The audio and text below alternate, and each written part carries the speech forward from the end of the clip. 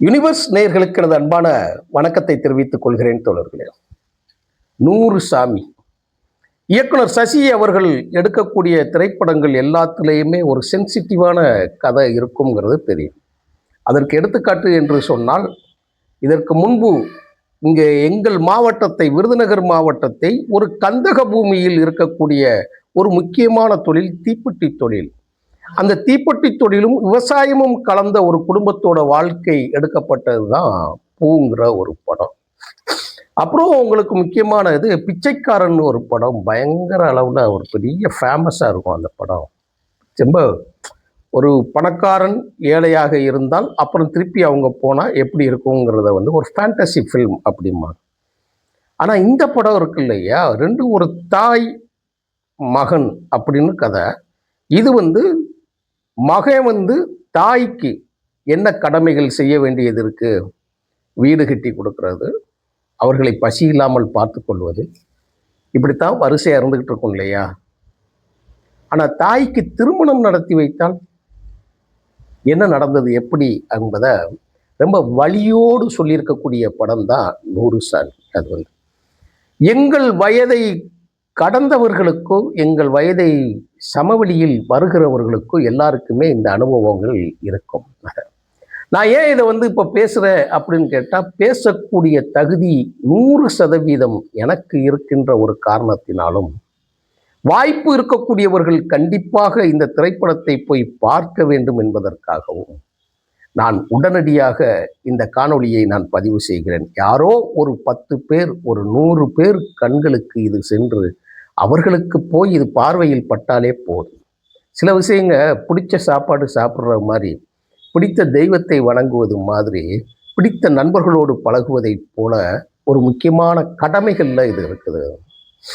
அதுதான் என் வயசுகளில் பார்த்தீங்க அப்படின்னா, வீட்டை விட்டு நாங்கள் வெளியில் பள்ளிக்கூடத்துக்கு போனாலோ, இல்லை வீட்டில் இருக்கக்கூடியவர்கள் ஆண்கள் வேலைக்கு செல்லும் போதோ பார்த்தீங்கன்னா, 2 பொம்பளைங்க வீட்டை எட்டி பார்ப்பாங்க. ஏன் எட்டி பார்க்குறாங்க அப்படின்னு கேட்டிங்கன்னா, ஏதாவது வெள்ளச்சேலை கெட்டுன ஆளுக வாராங்களா, இல்லை நான் கணவனை இழந்த முண்டச்சி அப்படின்னு சொல்லுவாங்க, விதவைகளை முண்டச்சி வராங்களான்னு பார்க்கணும்னு சொல்லுவாங்க. இது தப்பான வார்த்தை கிடையாது, வழக்கு சொல் எங்கள் பகுதியில். உங்கள் சைடு எப்படிங்கிறது நமக்கு தெரியாது. முண்டச்சிகள் கண்ணில் பட்டுவிடக்கூடாது என்பதற்காகவே வெளியே போய் ஒரு ஆள் போய் பார்ப்பாங்க. அவர்களுக்கு தெரியாது அந்த வீட்டிற்குள் ஒரு பாட்டி இருப்பாங்கன்னு சொல்லி. ஆனால் அடுத்த வீட்டுக்காரங்களை போய் முக்காடை போட்டுக்கிட்டு போய் பார்ப்பாங்க. இதில் மேக்சிமம் பெண்களுக்குத்தான் இதில் நிறைய பங்கு இருக்கிறதுங்கிறது என்னுடைய கருத்து. இந்த மூட நம்பிக்கைகளை, மூட பழக்க வழக்கங்களை இழுத்துக்கிட்டு வீட்டுக்குள்ளே சேர்க்கிறது பெண்கள், அதை வெளியில் கட்டி காப்பது ஆண்கள். அதுதான் என்னுடைய அனுபவம். பெண்ணாயிடுச்சுன்னா பெண்களுக்கு வெள்ளச்சேலை கட்டிக்கிட்டு உள்ள வாரதோடு பெரிய விஷயம் இல்லை. கணவரை இழந்தவர்கள் எப்படி நடந்து கொள்ள வேண்டும் என்கின்ற எழுதப்படாத விதி ஒவ்வொரு இதுகளிலே வருது. அதை எப்படி அணுகுவது, இந்த சமுதாயத்தில் எப்படி அந்த பெண்கள் நடைமுறைப்படுத்துவது அப்படிங்கிறது தான். எனக்கு ஒரு காட்சி ஒன்று உண்டு, அதை நான் பலரிடம் சொல்லியிருக்கிறேன். அதை வெளிப்படையாக சில விஷயங்கள் நான் பேச முடியாது. காட்சி, ஒரு சம்பவம், அந்த சம்பவத்திற்கு அந்த பெண்ணை எல்லோரும் வசைபாடுகிற இடத்தில் நானும் இருக்கிறேன், பேசுகிறேன். பேசிட்டு அது ஒரு பிரச்சனையாகி அடிச்சு போட்டோம். ஒரு 3 மாதங்கள் கழித்து, 3 மாதங்கள் 4 மாதங்களோ கழித்து அந்த பெண்மணி பார்க்கக்கூடிய ஒரு சூழல் இருந்தது. ரொம்ப சகோதரி மனப்பான்மையில் இருக்கிறவங்க, என் மேலே ரொம்ப பாசம் வச்சுருப்பாங்க. அவங்கள போய் என்னை பார்த்த உடனே தூரத்தில் போனவங்க திரும்பி வந்தாங்க. என் பேரை சொல்லி திரும்பிட்டு, தம்பி நீ தப்பா எடுத்தியாயா அப்படின்னு கேட்டாங்க. நான் முறைச்சேன், தப்பு இல்லாமல் அப்படி இல்லையா அப்படின்னு சொன்னால், அவங்க காரணம் இருக்கு இல்லையா, அந்த காரணம் ரொம்ப பயங்கரமாக இருக்கும். நான் அன்று முதல் எதுவும் பெருசாக நான் பேசுறதில்லை, எதையும் கேட்கறதில்லை, ஒதுங்கி போயிடுறது. அதுதான் ரொம்ப முக்கியமான ஒரு வாழ்நாளில் ஒரு முக்கியமான சம்பவமாக அது அமைந்தது. அந்த காட்சி இந்த படத்தோட ஒத்து போகும். பல பேரோட இளம் விதவைகளுக்கு திருமணமாக வேண்டிய கட்டாயத்தில் இருப்பவர்களுக்கு என்ன செய்வது அப்படிங்கிறத வேற எவனோ ஒருத்தர் இழுத்துக்கிட்டு போய் கல்யாணம் முடிக்கணும் அப்படின்னு பேசுறதுக்கு பதிலாக மகனே ஏற்பாடு செய்து ஒரு அம்மாவிற்கு ஒரு துணை, கணவன் ஒரு துணை ஏற்பாடு செய்வதற்கு இருந்தால் எப்படி இருக்கும்னு ஒரு கதை களத்தை வைத்துக்கொண்டு, அந்த கதைக்களத்துக்கு நிறைய கொஞ்சம் இசை ஒட்டுமொத்தமா அந்த படத்தை அவ்வளோ தூரம் நினைச்ச மாதிரி இல்லை என்று சொன்னால் கூட, அதை எப்படி சசி விட்டாருன்னு தெரியல. அது கொஞ்சம் இவ்வளவு பெரிய படத்திற்கு அது பெரிய மைனஸ் தான் அது. ஆனால் பெண்கள் வீட்டு சிறைக்குள் இருந்து கொண்டு கணவனை இழந்தவர்கள் எப்படியான வாழ்க்கையை வாழ்கிறார்கள் என்கின்ற ஒரு ஒரு 10 சீனாவது செருப்படியில் படுறது மாதிரி உங்களை சிந்திக்க வைக்கக்கூடிய காட்சிகளோடு இயக்குனர் சசி பதிவு செய்திருப்பதற்கு சசிக்கு ஒரு சல்யூட் செய்வாங்க. வாழ்த்துக்கள் சசி. ஏன்னா தந்தை பெரியார் அவர்கள் சொல்லுவார்கள், எம்.ஆர். ராதா நாடகத்தை பார்த்துவிட்டு இடையில பேசும்போது அவங்க சொல்லுவாங்க, நான் 1000 மேடைகளில் செய்வதை ராதா ஒரே ஒரு மேடையில் செய்துவிட்டு போய்விடுகிறான், அதனால் எனக்கு ராதாவை ரொம்ப பிடிக்கும் அப்படின்னார். அதன் கூடவே இருந்ததினால் பேரறிஞர் அண்ணா அவர்கள் நாடக மேடைகள் மூலமாகவும் மேடைகளில் சின்ன சின்ன மேடைகள் மூலமாகவும் இயக்க கருத்துக்களை, பகுத்தறிவு கருத்துக்களை, சுயமரியாதையை கொண்டு போய் தமிழர்களிடம், கடைசி தமிழர்களிடம் சேர்த்தார். நல்லா தெரிஞ்சுக்கணும். நீங்கள் இது என்ன ஒரு விஷயத்துக்கு நான் சொல்கிறேங்க போது இதை எப்படி சேர்க்குறேன் அப்படின்னா, படிக்காத மக்கள் 90% இருக்கின்ற நேரத்தில் ஒரு படித்த தலைவன் பேரறிஞர் அண்ணாவை போல் நம்மளை ஆட்சி நடத்தினார். அது ரொம்ப முக்கியமானது.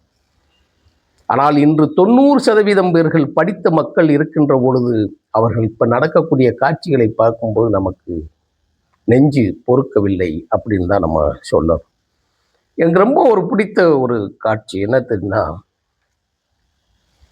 அந்த கேமரா வச்சு வீட்டுக்குள்ளே வச்சு எல்லாம் பார்த்துக்கிட்டு இருக்கிறாங்க.